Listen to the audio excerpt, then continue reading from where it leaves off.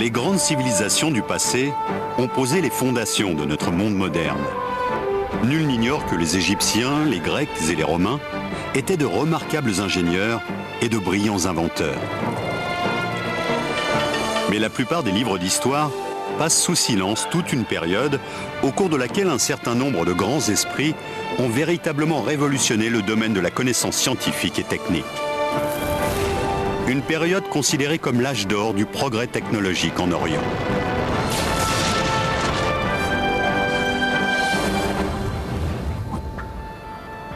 L'Orient reste bien souvent un univers auréolé de mystères, dont les Occidentaux ignorent généralement l'histoire.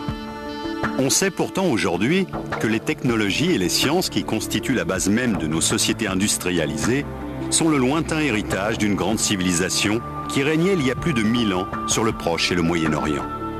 Une civilisation qui connaissait déjà l'ordinateur de poche et qui n'avait pas attendu l'arrivée du GPS pour se repérer dans l'espace, qui avait inventé de gigantesques machines hydrauliques capables de dompter les forces de la nature pour transformer le désert en une succession de riantes oasis, dont les ingénieurs étaient parvenus à mettre au point des dispositifs qui restent au cœur de bon nombre de machines actuelles. Une civilisation très en avance également dans le secteur de l'armement, qui a inventé les premiers uniformes à l'épreuve du feu et la première torpille, capable d'atteindre un vaisseau ennemi à 1 km.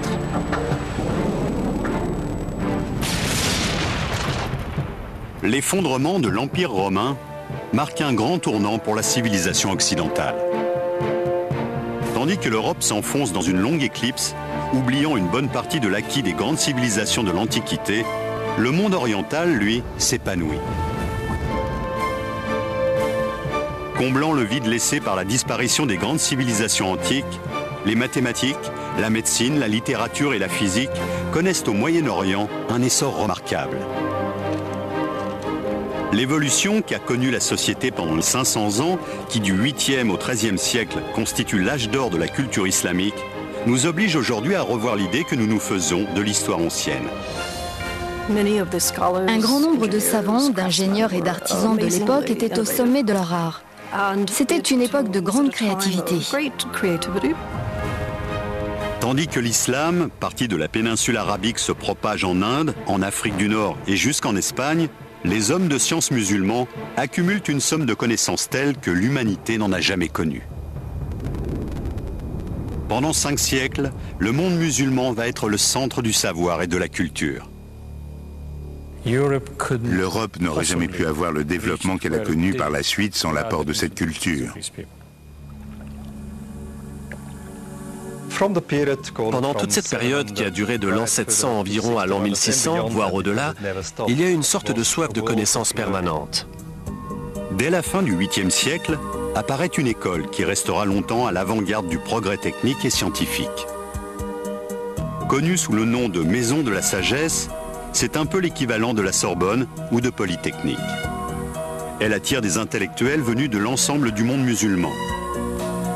L'une de ses activités principales est le déchiffrage des ouvrages anciens qui contiennent les plans de machines en usage 1000 ans plus tôt. Les premiers savants arabes ont repris des textes hellénistiques et romains et les ont traduits, tout en développant les principes qui y étaient exposés. On trouve ainsi dans les manuscrits de cette époque un certain nombre d'indices qui donnent à penser que les ingénieurs du monde musulman, comme leurs prédécesseurs, s'intéressaient aux automates, l'équivalent de nos robots actuels. Plusieurs chercheurs actuels, comme Salim Al-Hassani, professeur à l'université de Manchester en Angleterre, ont étudié ces ingénieuses machines dont certaines, comme cette serveuse de thé, font appel à des procédés encore utilisés de nos jours. La serveuse de thé est constituée d'un réservoir placé au-dessus d'un robot. Ce réservoir est percé d'un trou par lequel l'eau ou le thé peut s'écouler. Ce système permet de contrôler le débit de la machine, ce qui devait beaucoup étonner et amuser l'assistance. Le réservoir est rempli d'eau ou de thé qui tombe ensuite goutte à goutte dans un récipient à un rythme constant. Lorsque le liquide atteint un certain niveau, au bout de 7 minutes et demie exactement, il s'écoule dans le verre que la serveuse tient à la main. Le poids du verre plein déclenche un mécanisme qui fait descendre la figurine. Une porte s'ouvre et la serveuse propose le verre à l'invité ébahi. Ce genre de machine devait augmenter encore l'admiration et le respect dont jouissaient les savants de l'époque.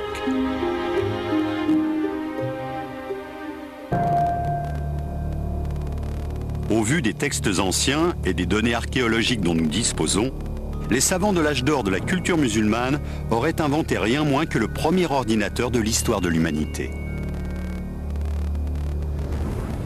Des fouilles sous-marines entreprises au début du XXe siècle au large de l'île grecque d'Anticythère ont permis de mettre au jour les vestiges d'une petite merveille de la technologie du monde antique.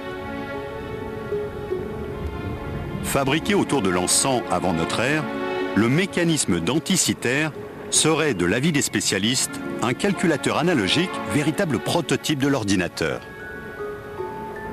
Cette machine à engrenages a contraint les historiens à revoir totalement l'idée qu'ils se faisaient des connaissances technologiques dans le monde antique. Bien que le mécanisme d'Anticythère ait été examiné par les plus grands spécialistes, son fonctionnement exact reste un mystère. Heureusement, certains ouvrages arabes du Moyen-Âge contiennent des indices qui permettent de formuler des hypothèses. On a ainsi retrouvé dans un manuscrit du Xe siècle, attribué à un astronome du nom d'Al-Biruni, le croquis d'un calendrier à engrenages. La machine d'Al-Biruni permettait, grâce à un système très élaboré, de suivre les mouvements des astres du système solaire. Composé de 8 roues dentées en bronze, ce mécanisme est en soi une véritable prouesse technologique. Tous les cadrans étaient réglés sur la bonne position astrologique avant la mise en service de la machine. Chaque jour, on avançait l'aiguille principale d'un cran, ce qui mettait en action l'ensemble des engrenages, modifiant successivement les indications relatives au Soleil, à la Lune et aux phases de la Lune. Les roues dentées étaient réalisées avec une telle précision que la machine permettait d'indiquer très exactement les jours, les mois et les années. Les savants du monde musulman avaient-ils connaissance du mécanisme d'Anticythère? Possédaient-ils les compétences nécessaires à la fabrication d'instruments aussi complexes?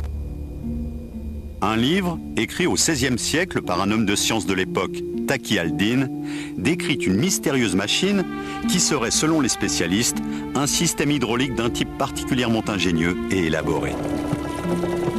Actionnée par la force de l'eau, cette pompe monobloc à 6 cylindres semble sortir tout droit des bureaux d'études du XXe siècle et n'a rien à envier à une machine moderne. Un modèle réduit de cet engin a été réalisé à Dubaï. Cette maquette représente la pompe à 6 cylindres de Taqi al-Din. Il s'agit d'une machine hydraulique, actionnée par une grande roue. Cette roue est reliée à un axe, qui est en fait un arbre à cames, muni de 6 cames différentes. Chaque pièce de bois est lestée à son extrémité par une sphère. Chaque came actionne à son tour un levier constitué d'un bras fixé en son centre et aboutissant à un piston vertical. Une masse de plomb est fixée à l'extrémité supérieure de chaque piston, qui est équipé en bas, dans le cylindre, d'une valve à clapet. La roue tourne et chaque bras de levier est actionné successivement par les cames. L'eau est remontée à la surface par le piston à valve. Lorsque le levier est libéré, le poids vient appuyer sur le piston et l'eau est évacuée vers le système de distribution. La machine de Taqi al-Din est le fruit d'une évolution remarquable qui part d'une invention des frères Banu Moussa au début du IXe siècle et passe par les améliorations apportées un peu plus tard par le grand ingénieur Al-Jazari. Mais la civilisation musulmane du Moyen-Âge n'a pas seulement produit des mécanismes ingénieux et des instruments sophistiqués. Les savants et les inventeurs de l'époque ont également créé des machines automatiques géantes, destinées à assurer la survie de millions de personnes. Des machines basées sur des technologies qui ne referont surface que 500 ans plus tard.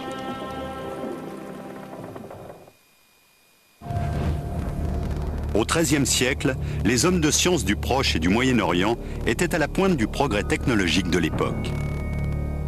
Les machines inventées pendant l'âge d'or de la civilisation musulmane étaient fondées sur des concepts complexes et révolutionnaires.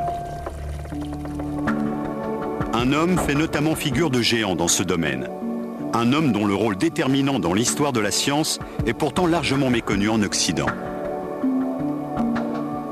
Il s'appelle Al-Jazari et il est l'auteur d'un traité qui fait la somme des compétences des ingénieurs orientaux. Sans son livre de la connaissance des procédés mécaniques, dans lequel il décrit les grandes inventions de son époque, 500 ans de progrès technologiques seraient tombés dans l'oubli. Une précieuse copie du manuscrit d'Al-Jazari est conservée au célèbre musée de Topkapi à Istanbul. Écrit en 1206, cet ouvrage contient les plans de nombreux dispositifs qui sont aujourd'hui encore à la base de l'ingénierie moderne. Al-Jazari était originaire du nord de l'Irak. C'était un ingénieur extrêmement doué qui a vécu à la charnière du XIIe et du XIIIe siècle. Al-Jazari habitait l'une des régions les plus chaudes de la planète. Il était donc particulièrement sensible au problème de l'approvisionnement en eau. Il s'est tout naturellement consacré à la mise au point d'une série de machines extraordinaires dont le but était de faciliter la vie des hommes et des femmes qui peuplaient ces contrées souvent arides. On trouve ainsi, parmi ses inventions les plus remarquables, plusieurs systèmes destinés à remonter l'eau des profondeurs de la Terre. Le plus étonnant, c'est que bon nombre de ces machines fonctionnaient déjà sur les principes que ceux qu'on applique actuellement. Il est parti des techniques traditionnellement utilisées pour puiser l'eau et il a cherché à les améliorer. Jusqu'alors, la plupart des systèmes de pompe, comme le Shadouf, fonctionnaient grâce à la force de l'homme ou de l'animal.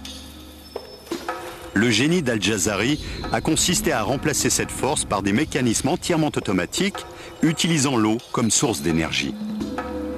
L'une de ses inventions les plus singulières est connue sous le nom de système de pompage numéro 3. On a longtemps cru que cette machine compliquée n'avait jamais existé, qu'il s'agissait uniquement d'une idée sortie de l'imagination du grand homme. Mais une récente découverte tente à prouver le contraire. On a en effet retrouvé à Damas, en Syrie, les vestiges d'une roue à eau qui fonctionnait manifestement selon les principes définis dans le manuscrit d'Al-Jazari. Al-Jazari était un constructeur extrêmement doué. Il ne se contentait pas de décrire des machines, il les construisait vraiment. Réalisée au XIIIe siècle, cette machine hydraulique a fonctionné pendant plus de 700 ans. Une belle preuve de la qualité de sa conception. Elle a notamment servi à alimenter en eau un hôpital du quartier jusque dans les années 1970. Al-Jazari revenait souvent sur son travail, améliorant sans cesse ses plans. Ce remarquable dispositif est une application concrète de son troisième projet de système de pompage. Il fait appel à un système complexe d'engrenage que l'on retrouve souvent ailleurs dans son œuvre. Dans son livre, Al-Jazari explique que son système de pompage fonctionne théoriquement avec une série de palettes creuses.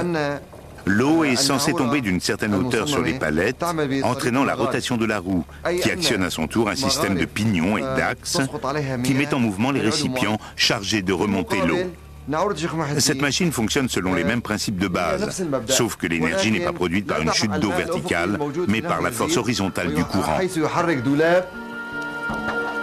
Actionnée par des pièces de bois horizontales, la roue tourne, entraînant un ensemble d'engrenages et de pignons qui permettent de faire monter l'eau dans la tour. L'eau était ainsi acheminée jusqu'au sommet de l'édifice, à une douzaine de mètres de hauteur. 3 pièces de bois qui faisaient partie du dispositif ont été conservées. Une grande roue dentée horizontale était couplée avec une autre roue dentée, verticale celle-là, qui entraînait un ensemble de chaînes et de seaux reliés à une poulie. L'eau était ainsi montée par les seaux jusqu'au sommet de la tour, où elle était déversée dans un aqueduc directement relié à l'hôpital voisin. Cet ensemble, étonnamment bien conservé, est un bel exemple de réalisation technologique ancienne destinée à améliorer le quotidien de la population. Avec son 4e projet de machine hydraulique, Al-Jazari va cependant aller plus loin encore, en révolutionnant véritablement la science de la mécanique. Cette fois-ci, il fait appel à un système de manivelle. Il est apparemment le premier à mentionner ce dispositif dans le cadre d'une application pratique. La plupart des ingénieurs du XXIe siècle vous diront que la manivelle est sans conteste la plus importante invention de la mécanique après la roue. Une invention qui, quelques 500 ans plus tard, jouera un rôle déterminant dans l'avènement de la société moderne. L'utilisation de la manivelle, reliée à ce que nous appelons un arbre à cames, a permis la naissance de nouvelles machines, puis des moteurs, d'abord à vapeur, ensuite à gazole ou à essence. Ce simple élément mécanique permet de convertir un mouvement de rotation continue en un mouvement rectiligne alternatif. La manivelle à main était connue depuis des siècles. La grande innovation du XIIIe siècle consiste à la monter sur une machine tournante en la reliant à un arbre. Les études qui ont été faites des plans d'Al-Jazari ont permis de montrer que l'axe horizontal de sa machine était actionné par un système d'engrenage et que l'extrémité de la manivelle coulissait dans un bras articulé, allant et venant de part et d'autre de son point d'attache et entraînant ainsi l'élévation et l'abaissement successifs du seau. Avant les récentes études menées sur le manuscrit d'Al-Jazari, on pensait généralement que ce système était une invention européenne du XVe siècle. En fait, Al-Jazari utilisait déjà le principe de la manivelle 200 ans plus tôt. Un certain nombre d'autres éléments tentent à prouver que les grands mécanismes destinés à assurer l'approvisionnement en eau étaient très répandus et très développés dans le monde musulman de l'époque. Les norias, ces grandes roues à eau entièrement automatisées que l'on rencontre encore dans beaucoup de pays, en sont peut-être l'exemple le plus remarquable. C'est près de Hama, en Syrie, que l'on trouve les norias les mieux conservées. Décrite dès le 1er siècle avant notre ère par l'architecte romain Vitruve, la noria est un gigantesque élévateur d'eau. Ce qui est merveilleux avec la noria, c'est qu'elle marche toute seule. Tout est automatique. Elle travaille pour vous grâce aux forces de la nature. Ces machines géantes étaient conçues pour remonter près de 100 litres d'eau par minute. Ces vestiges du passé nous donnent une idée de ce que pouvaient être les norias à l'époque où elles étaient omniprésentes dans le paysage du Moyen-Orient. C'est une roue à eau munie de compartiments ou de seaux répartis à la périphérie et de pales sur le bord extérieur.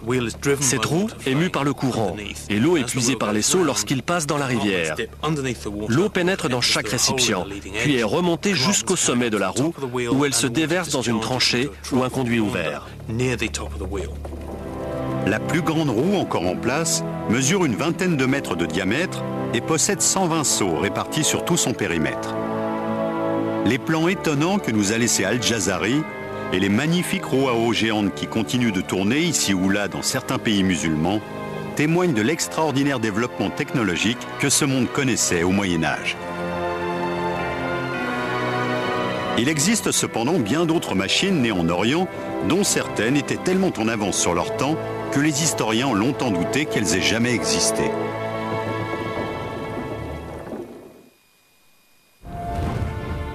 Les ingénieurs du Moyen-Orient ont repris à leur compte, en les perfectionnant, les progrès technologiques accomplis pendant l'Antiquité.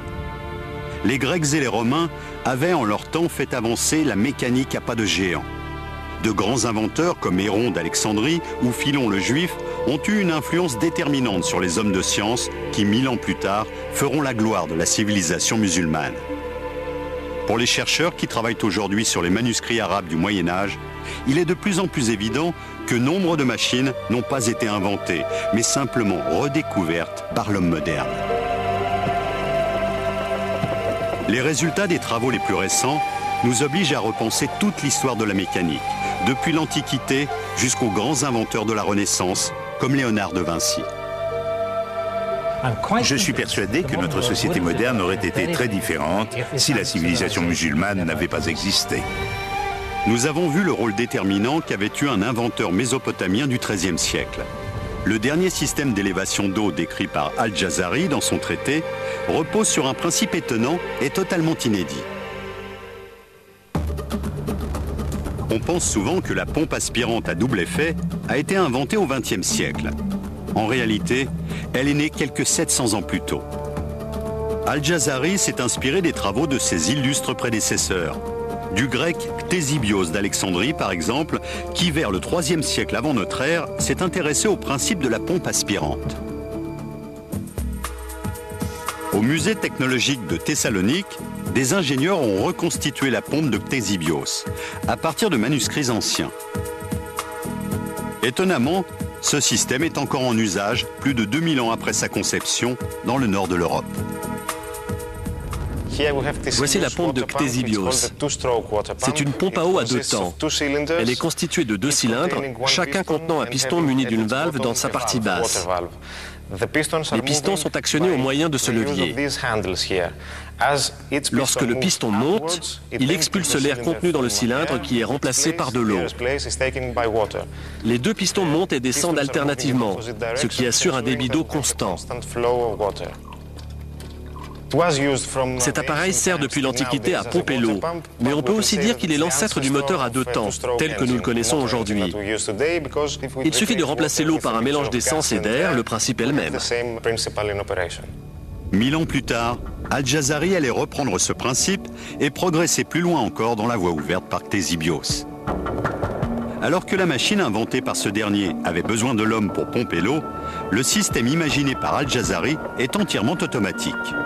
Cette évolution aura une influence directe sur le développement de l'ingénierie moderne et donnera naissance, 500 ans plus tard, associé au principe de la manivelle, au premier moteur à vapeur. Prenez la machine numéro 5 d'Al-Jazari. Il s'agit en fait d'une pompe aspirante à double effet. Elle possède 2 cylindres munis de 2 pistons à mouvement alternatif.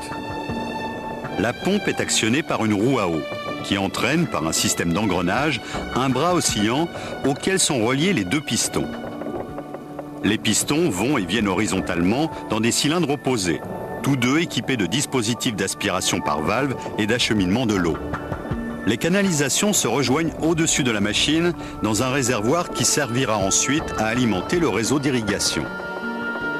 Les remarquables progrès accomplis par Al-Jazari dans la construction de machines hydrauliques ouvriront la voie à d'autres savants du monde musulman qui ne tarderont pas à inventer des engins encore plus étonnants. Alors que l'Europe est en pleine stagnation, l'Orient connaît un essor technologique particulièrement dynamique. Il y avait une tradition extrêmement vivante des sciences mécaniques dans le monde islamique du Haut Moyen-Âge, qui contrastait avec l'apathie de l'Europe occidentale des 7e, 8e et 9e siècles. 3 personnages ont joué un rôle particulièrement important dans le développement technologique et scientifique de la civilisation musulmane. 3 frères, les Banu Moussa. Tirant leur inspiration des ouvrages traduits en arabe de Philon et de Héron, les Banu Moussa ont inventé toute une série de machines étonnantes. La mécanique était généralement considérée comme la science de l'illusion, car elle utilisait un phénomène mécanique pour produire un effet spectaculaire qu'aucun autre moyen n'aurait permis d'obtenir. Les Banu Moussa avaient notamment une connaissance très poussée de l'hydraulique. En contrôlant la pression de l'air et de l'eau, ils pouvaient déterminer avec exactitude le fonctionnement de leurs automates. Les techniques de haute précision mises en œuvre dans ce dispositif font aujourd'hui encore partie des fondements de la mécanique moderne. Cette machine à débit intermittent est un bon exemple. Elle a pour fonction de servir à boire à son utilisateur.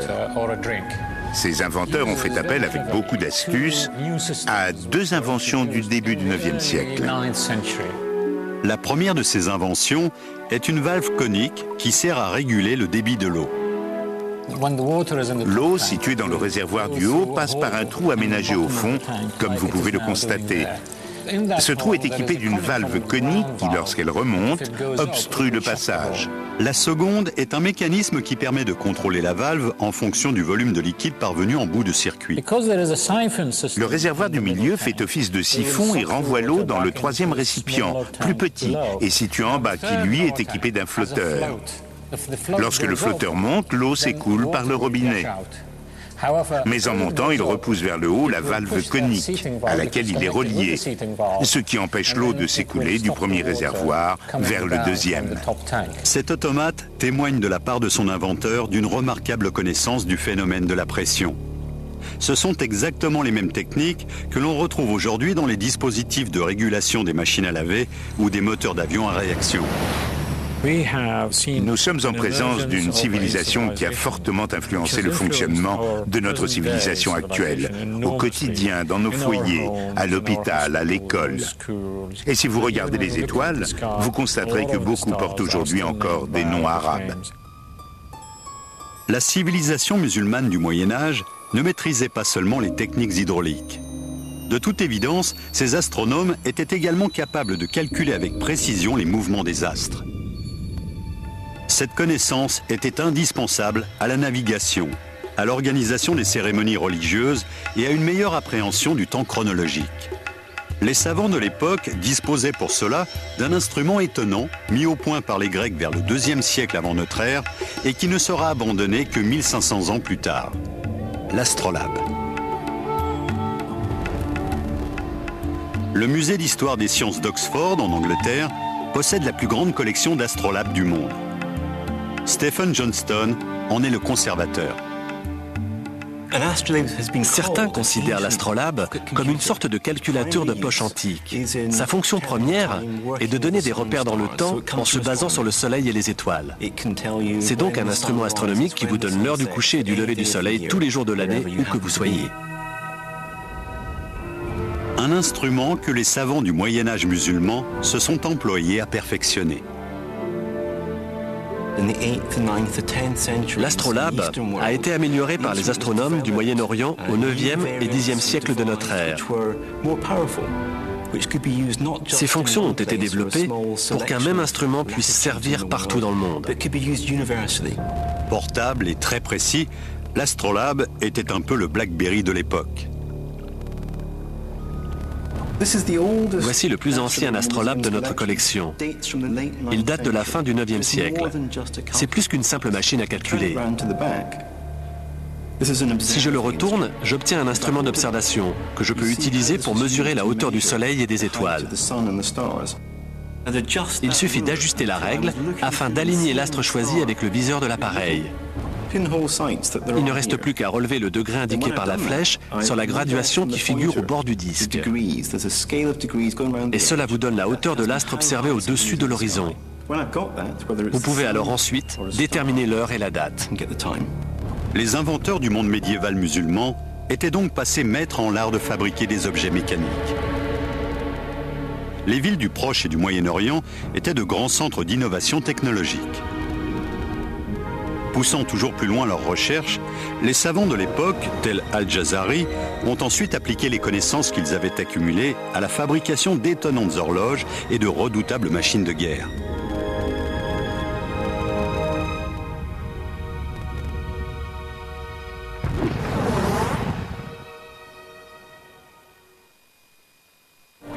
Les travaux des savants du monde musulman du Moyen-Âge ont débouché sur la mise au point de technologies sans lesquelles le monde moderne serait bien différent de ce qu'il est aujourd'hui. Le grand inventeur Al-Jazari expose ainsi dès le XIIIe siècle, dans son livre de la connaissance des procédés mécaniques, les grands principes de mécanique qui préfigurent l'avènement de la société industrielle. Cet ouvrage est un précieux témoignage de l'état d'avancement des connaissances technologiques à une période méconnue de l'histoire de l'humanité. Il décrit en détail une cinquantaine de machines différentes, chaque présentation pouvant ainsi servir de mode d'emploi aux ingénieurs de l'époque désireux de construire ces engins souvent compliqués. Nous avons demandé au modéliste britannique Richard Windley de réaliser la réplique d'une des machines automatiques d'Al-Jazari qui fait appel à une bougie pour calculer avec précision le temps écoulé. Il précise dans quelle matière la bougie doit être faite, ses dimensions exactes, et même la nature de la mèche à utiliser. Al-Jazari décrit 4 horloges à bougie dans son traité, faisant preuve d'un raffinement inégalé en ce domaine. Le système est actionné par la lente combustion de la bougie, qui raccourcit peu à peu, faisant ainsi bouger grâce à une série de poulies et de câbles, une aiguille sur un cadran qui permet de lire l'heure. La journée islamique était divisée en unités de durée inégale. L'heure diurne n'avait pas la même durée que l'heure nocturne, ce qui complique la tâche. La solution est pourtant d'une simplicité déconcertante. À mesure qu'elle se consume et que la cire fond, la bougie est poussée vers le haut et monte donc progressivement. Ce plomb va par conséquent descendre à la même vitesse, en tirant sur ce cordon, qui s'enroule ici autour d'une poulie, elle-même montée sur un axe. Cet axe est relié à l'aiguille du cadran sur lequel on peut ainsi lire l'heure. Cette horloge minutieusement construite fait également appel à un autre mécanisme simple que l'on retrouve aujourd'hui dans de nombreux foyers.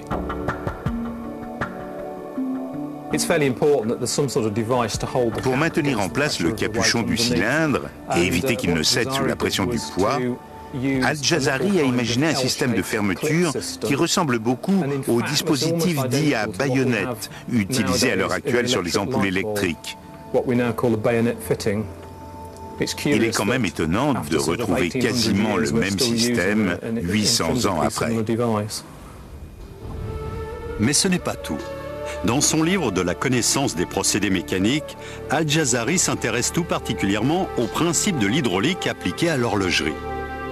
Il y décrit une série de mécanismes extrêmement élaborés qui permettaient de mesurer le temps écoulé. L'un d'eux, plus compliqué encore que les autres, laisse perplexes les meilleurs spécialistes du XXIe siècle.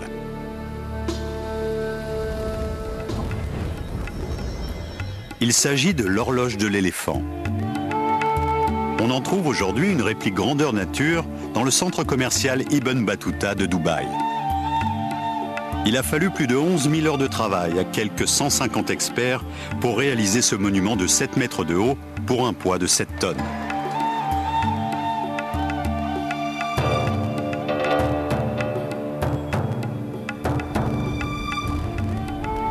Ludo Verheyen a dirigé la réalisation de cette copie du chef-d'œuvre d'Al-Jazari. Ce projet était un véritable défi. C'était en effet la première fois que l'on tentait de reconstruire cette machine. C'est un mécanisme très compliqué imaginé il y a 800 ans par le grand inventeur Al-Jazari. Nous avons essayé de comprendre à partir de ces manuscrits comment fonctionnait précisément cette machine. C'était absolument fabuleux. Comment marche cette extraordinaire machine ? Quelles sont les améliorations apportées par Al-Jazari par rapport aux horloges inventées par ses prédécesseurs ? L'horloge de l'éléphant fait appel à plusieurs mécanismes que ne renierait pas un ingénieur moderne. Dans le ventre de l'animal se trouve un flotteur submersible percé d'un petit trou dont le diamètre est calculé de façon à laisser passer une quantité d'eau très précise qui détermine la vitesse à laquelle le flotteur va s'enfoncer et donc la fréquence des sonneries de l'horloge. En coulant, le flotteur déclenche un mécanisme qui entraîne à son tour toute une série de mouvements permettant finalement à la machine de donner l'heure en sonnant. Le flotteur est ensuite sorti de l'eau et vidé de son contenu. Il remonte à la surface et le même processus redémarre. L'horloge comporte plusieurs automates qui égrènent les heures par un coup de cymbale ou le chant d'un oiseau. C'est une machine extrêmement compliquée pour l'époque, dans la mesure où elle comprend un mécanisme de retour automatique qui lui permet d'approcher le mouvement perpétuel. L'horloge de l'éléphant est l'un des plus beaux exemples du niveau de raffinement technologique atteint par la civilisation musulmane du Moyen-Âge. C'est le résultat inédit du mariage de l'art, de l'architecture et de l'ingénierie. Les savants du Moyen-Orient se sont également distingués dans le domaine du génie militaire. L'expansion rapide de la civilisation arabo-musulmane n'aurait pas pu se faire sans l'appui d'un formidable arsenal. Ce sont les musulmans qui ont notamment fait connaître à l'Europe la technologie du trébuchet, originaire de Chine, qui allait donner naissance aux machines de guerre les plus redoutées de l'époque.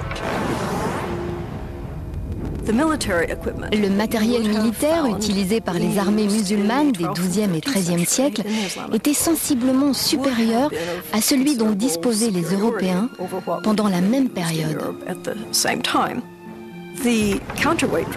Le trébuchet à contrepoids pouvait envoyer un projectile de près de 200 kg à une distance d'environ 300 mètres. Il servait à lancer non seulement des blocs de pierre, mais également des engins incendiaires.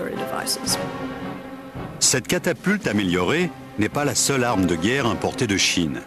D'autres inventions, encore plus révolutionnaires, sont à mettre au crédit des ingénieurs militaires orientaux, comme l'uniforme ignifugé ou les explosifs. L'une de ces inventions allait notamment changer à jamais la manière de faire la guerre, la torpille.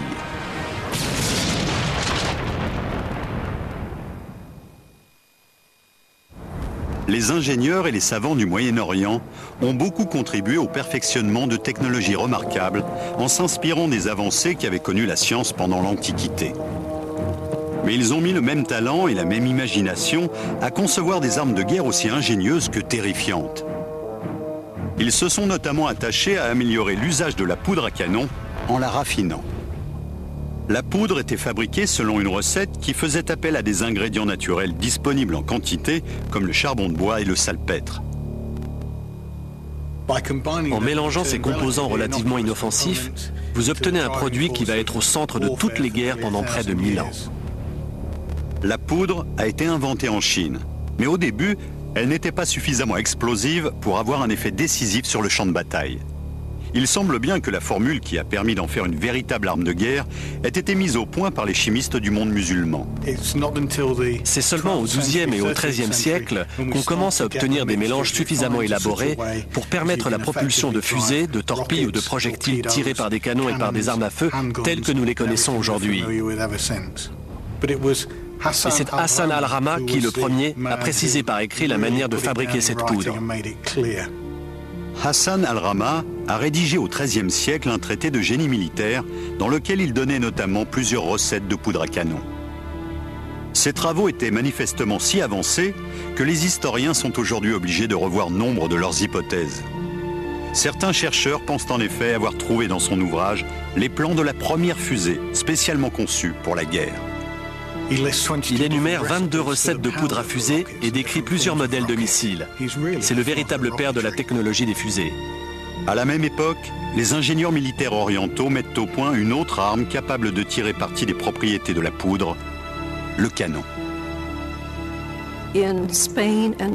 À la fin du XIVe siècle, en Espagne et en Afrique du Nord, certaines armées se servaient d'une forme de salpêtre purifié et cristallisé, tassé dans un récipient hermétique qui, une fois enflammé, produisait une explosion capable de projeter à distance un petit boulet. Cet usage est attesté dès 1377. Certains manuscrits parvenus jusqu'à nous montrent des soldats musulmans portant des armes de ce genre.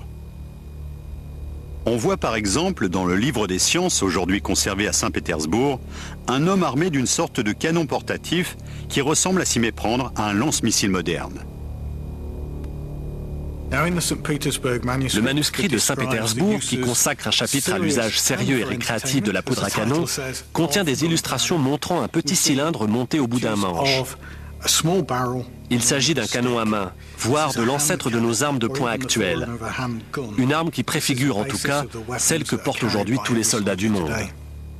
Ce manuscrit contient d'ailleurs d'autres informations qui montrent à quel point la technologie militaire de l'époque était évoluée, y compris dans le domaine vestimentaire. Cette tenue a été faite selon les indications données par le manuscrit de Saint-Pétersbourg. La première couche est constituée par une tunique de soie. Or, on sait bien que la soie résiste au feu. Les pilotes de Formule 1 portent tous un vêtement de soie sous leur combinaison ignifugée. Au-dessus de cette tunique, nous avons une veste matelassée, ce que les chevaliers occidentaux de l'époque appelaient un gambison, et qui était rembourré de coton. Le tout était recouvert d'une dernière couche en laine, qui constituait une protection efficace contre le feu et même contre les produits chimiques, très semblable à celle que sont censés porter les soldats modernes en cas d'attaque nucléaire ou biologique. Les illustrations du manuscrit montrent des combattants portant sur eux des engins incendiaires qui étaient probablement allumés juste avant qu'ils ne se ruent contre la cavalerie ennemie, provoquant la panique dans les rangs de l'adversaire. Les engins incendiaires ressemblaient à ça. Le manuscrit nous dit qu'ils étaient en fibre de lin. C'est ce que nous avons là. De la fibre de lin tordue à la main et garnie d'une certaine quantité de poudre noire. On voit sur les illustrations que ces petits sachets étaient fixés sur les vêtements protecteurs des soldats. On nous explique qu'ils étaient fermés avec un bout de fil de fer qui permettait de maintenir la fibre de lin et de fixer l'ensemble sur l'étoffe. Les porteurs d'engins incendiaires étaient-ils vraiment protégés par leur tenue? Nous avons fait le test.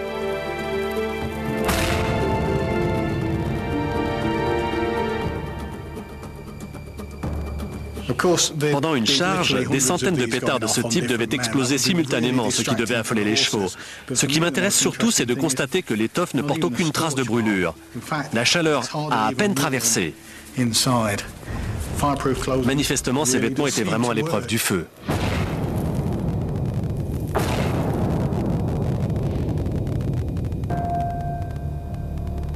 La récente découverte dans des textes anciens d'une autre invention redoutable a considérablement modifié l'idée que se faisaient les historiens des méthodes de guerre de l'époque. Il existe un certain nombre de similitudes entre les technologies militaires du Moyen-Âge et celles d'époques plus proches de nous. Je pense en particulier à un engin qui ressemble fort à une torpille. Ce curieux objet, qualifié d'œuf mobile qui s'enflamme par les auteurs de l'époque, serait en effet la première torpille de l'histoire de l'humanité. C'est une arme destinée à couler les navires. Contrairement à une torpille moderne, elle ne se déplace pas sous l'eau, mais sur l'eau. Les ingénieurs militaires de la civilisation musulmane médiévale avaient-ils vraiment les moyens de fabriquer de telles armes? Nous pensions jusqu'à présent que la torpille était une invention du 19e siècle. Le fait qu'un engin très semblable existait déjà il y a 700 ans nous oblige à regarder les choses sous un jour nouveau et à réécrire certaines pages des manuels d'histoire. Il s'agit bien d'une torpille. Était-elle efficace? Nous l'ignorons. Pour tenter de répondre à cette question, nous avons demandé au modéliste Richard Windley de construire une réplique miniature de cette petite merveille de la technologie médiévale à partir des plans originaux du XIIIe siècle. Cette maquette a été fabriquée d'après les illustrations d'un manuscrit musulman datant à peu près de l'année 1220. Le texte parle d'un engin en forme de poire aplati plus précisément. Cette réplique est faite en cuivre et en fer. Ce cylindre situé sur la face supérieure contient la charge de poudre noire. La pointe permettait à l'engin d'aller se ficher dans la coque du navire ennemi. Il était alors très dangereux d'essayer de le retirer. Une fusée n'est ni plus ni moins qu'un tube à l'intérieur duquel on a tassé de la poudre. Cela ressemble beaucoup aux feux d'artifice qu'on utilise encore aujourd'hui, ainsi d'ailleurs qu'à ceux que fabriquaient déjà les Chinois il y a des centaines d'années. J'ai réalisé la face intérieure de cette réplique en employant un procédé inédit. L'original possédait probablement une sorte de coque en fer martelé. La torpille était vraisemblablement bourrée d'une substance incendiaire. Destinée à semer la panique dans la flotte ennemie, elle devait également provoquer des dégâts importants.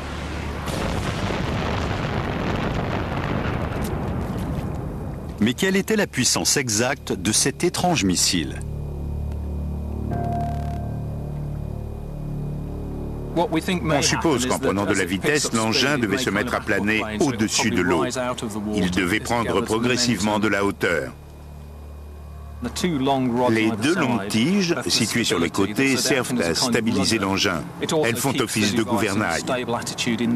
Le dispositif de mise à feu est une simple mèche de coton qui a été mouillée, imprégnée de poudre, puis soigneusement séchée. Elle se consume à la vitesse d'environ 2 cm par seconde.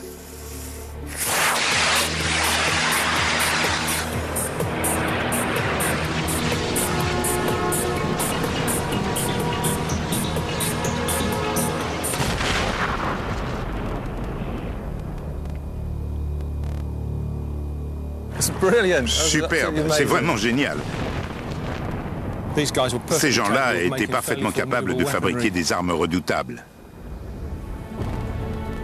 Il est donc faux de croire qu'après la chute de l'Empire romain, l'humanité s'est enfoncée dans une période d'obscurantisme et a oublié toutes les grandes découvertes qui avaient été faites pendant l'Antiquité. Les recherches les plus récentes montrent qu'en réalité, les savants de la civilisation musulmane du Moyen-Âge ont recueilli pour l'enrichir l'héritage de leurs prédécesseurs grecs ou romains. Dans leur façon de penser et de concevoir de nouvelles technologies, je crois qu'ils étaient plus originaux que les Romains et peut-être même que les Grecs. Les textes de la civilisation arabo-musulmane du Moyen-Âge livrent peu à peu leurs secrets aux chercheurs. Ils révèlent l'existence de machines extrêmement élaborées à une époque que l'on croyait rétrograde. Manifestement, il va falloir réviser la liste des grands précurseurs de la civilisation moderne. En effet, les travaux les plus récents des chercheurs remettent en cause la vision que nous avions de l'histoire ancienne. Il faut se rendre à l'évidence, l'homme moderne n'a pas inventé la société mécanisée. Il l'a simplement redécouverte.